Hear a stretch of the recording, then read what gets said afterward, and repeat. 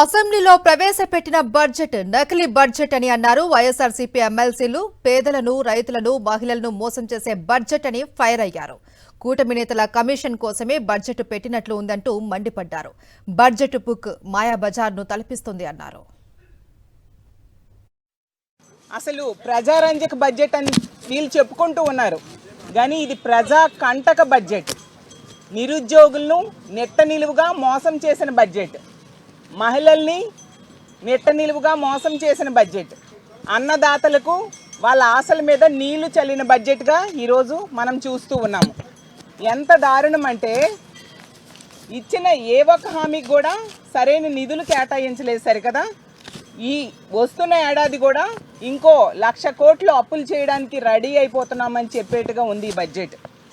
ఇప్పటికే 3,27,000 కోట్ల రూపాయలు వీళ్ళు అప్పులు చేయడం జరిగింది. గతంలో జగన్మోహన్ రెడ్డి గారు 5 ఏళ్ళు కలిపి 3,32,000 కోట్లు అప్పులు చేస్తే ఈరోజు కేవలం 20 నెలల్లో వీళ్ళు ఎంత ఎక్కువ అప్పులు చేశారు.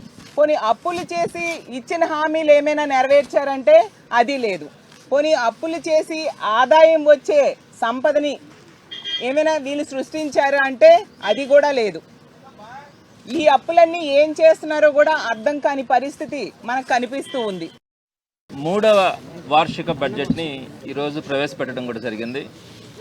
వారు చేసినవి చెప్పుకునే అవకాశం లేక, ఏమి చేస్తామో కూడా స్పష్టత లేక, ఈరోజు ఇచ్చినటువంటి బుక్ చదివితే ఒక 4వ తరగతి 5వ తరగతి పిల్లల యొక్క సోషల్ స్టడీస్ బుక్ ఎలా రాస్తారో, చరిత్రలు, ఊహలు, ఊహాగానాలు ఇవి తప్ప స్పష్టంగా మేము ఇది చేశాం, మేము ఇది చేయబోతా ఉన్నాం అని చెప్పుకునే ధైర్యం లేక ఈ పుస్తకంలో ఉన్నటువంటిది ఒక చరిత్ర రాసినట్టుగా రాసుకున్నారా తప్ప ఒక్క దాంట్లో కూడా క్లారిటీ లేనటువంటి అభిప్రాయం కూడా కలుగుతుంది. అదే మీరు 2019-24 మధ్య వైఎస్ఆర్సీపీ గవర్నమెంట్లో ఉన్నటువంటి ఈ బడ్జెట్ ప్రసంగాలు కనుక చూస్తే ఇంచుమించుగా 100 పాయింట్లతో చేసినవి కానీ చేయబోయేటివి కానీ వాటన్నింటి మీద అంకెలతో సహా స్పష్టత ఇచ్చినటువంటి మనం అటువంటి చూసిన తర్వాత ఈరోజు వీళ్ళు అన్నీ కూడా ఒక మాయాబజార్ సినిమా లాగా వీళ్ళని తలపించేలాగా ఈ బడ్జెట్ ప్రసంగాన్ని కూడా ఈరోజు ఇవ్వడం కూడా జరిగింది.